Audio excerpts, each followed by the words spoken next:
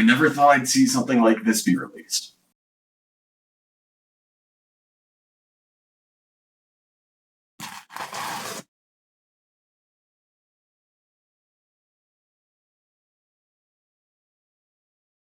Welcome to Crate Storm. I'm EP, and this is my unboxing and first thoughts on Unholy Night, the Darkness Hunter, a brand new game for the Super Nintendo.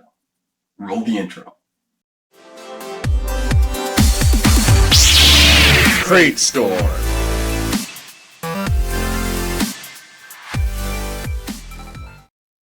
Welcome back. I'm glad to see you're still with us.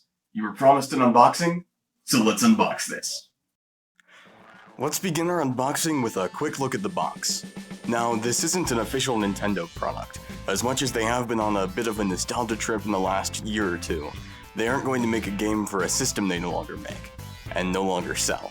So instead of official SNES branding, this game just says SNES console compatible, and where you would normally find the official Nintendo seal of quality, we have the Retroism logo.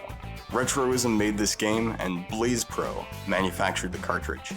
We have a few other logos. I think this is probably the box manufacturer, I'm not entirely sure, and this one, which looks like a Triforce. Looking around the box, it looks a lot like an authentic SNES box, down to the little model number there, and has labels that are more or less the same on all sides, and the disclaimer down here about what to do if you have issues with the product. Altogether, it feels very high quality and very durable. Not exactly like an official SNES box, although it's possible that's just due to wear. All of the SNES games have been out for over 20 years, so they have had a lot of wear and tear just from use in that time, that this box is yet to have.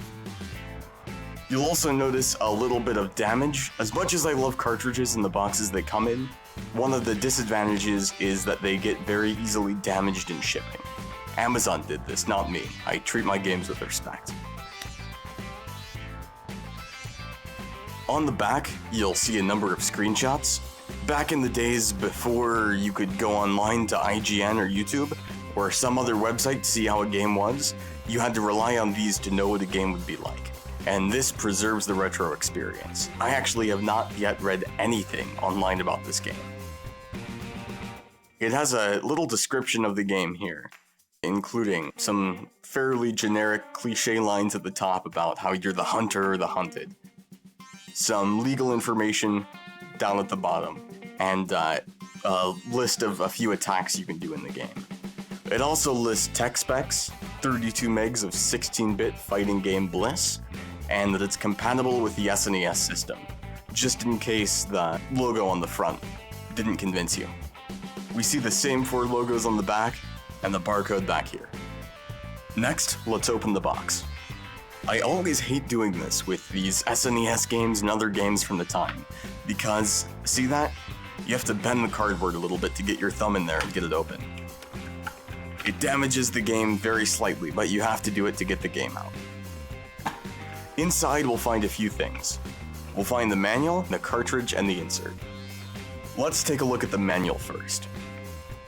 The inclusion of a manual is a nice retro touch. Nowadays, many games for systems like the PS4 or Nintendo Switch no longer have manuals at all.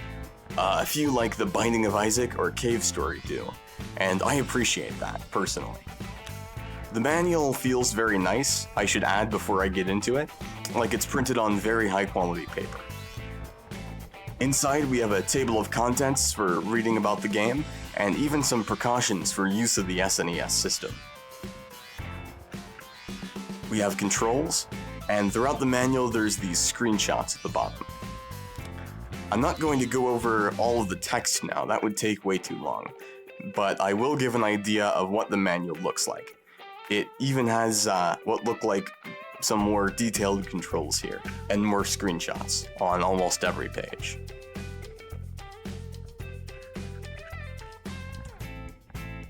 I also like the art of this game. It's obviously not going to look this good on CRT TV, or anything else you would connect the Super Nintendo to, but I appreciate the touch.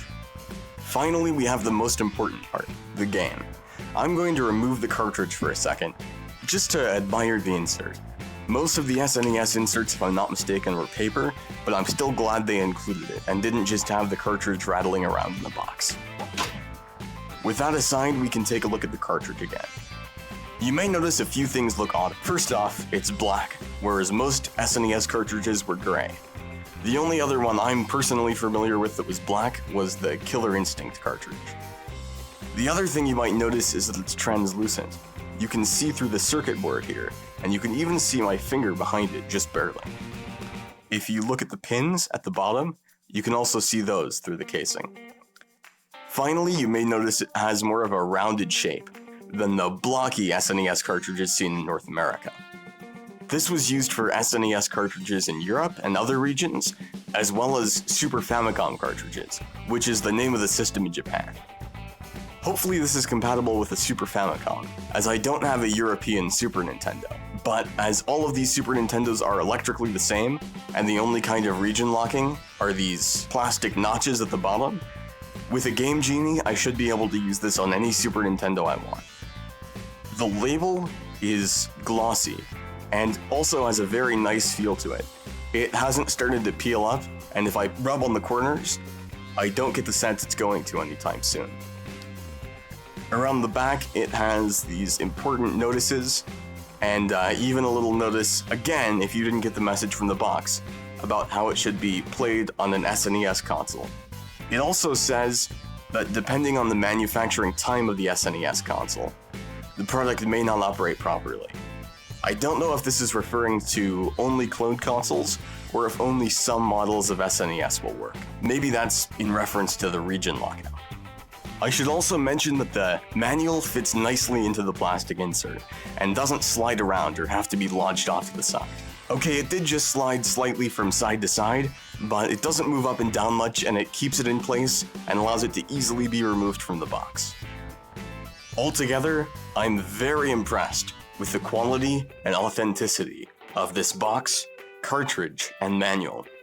Everything seems exactly like it would be, or at least as close as it can get, to how it would be for an official SNES game, if Nintendo were to start making them again. For $50, I expected this to be a high-quality game, and at least in terms of the packaging and the physical cartridge, I am not disappointed. One interesting parallel to this game is reproduction games, which have been coming out for a few years now. Reproduction games are quote-unquote new games being made for older systems like the NES and sometimes the Super Nintendo, and a few others like the Sega Genesis, by soldering EPROM chips onto circuit boards that are either taken from donor cartridges or that are manufactured specifically for that purpose. Reproduction games tend to be pretty expensive. Sometimes even just the loose cartridges can go for upwards of $50. Some examples of NES reproduction games are Earthbound Zero, an English translation of the original Mother game, Zelda Outlands, a new map for the original Legend of Zelda,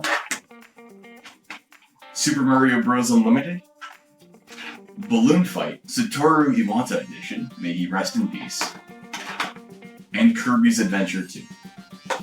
Although they're a little less common, there are some for the Super Nintendo. These include The Legend of Zelda Parallel Worlds, a ROM hack of A Link to the Past, a ROM hack of Super Mario World called Return to Dinosaur Land, and although I don't have it, a ROM of the prototype Star Fox 2 that's coming out on the Super Nintendo Classic Edition later this year. At the end of the day, the most important part of a game is whether or not it's fun to play. And although this isn't a full review, I do have a few thoughts on that now. First off, if you're looking for retro difficulty, you're not going to find that here. This game is very easy. Without reading the instruction manual very thoroughly and with fairly little fighting game experience, I was able to defeat all of the first few fighters with a great deal of ease.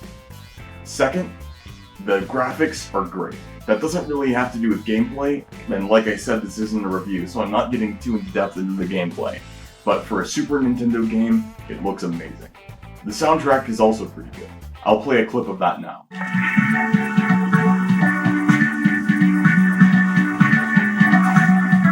Altogether, if you're looking for a high-quality retro experience that just came out, and maybe is a little bit easier on you, if you haven't kept your fighting game skills up to shape in the last 20 years or however long it's been since you've last played these Super Nintendo games, I would recommend this game.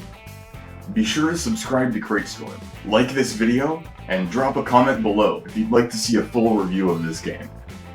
We have more unboxings, tech news, and various game streams coming, including a new episode of my ukulele series tomorrow, at least one. Thank you for watching, and make sure to subscribe.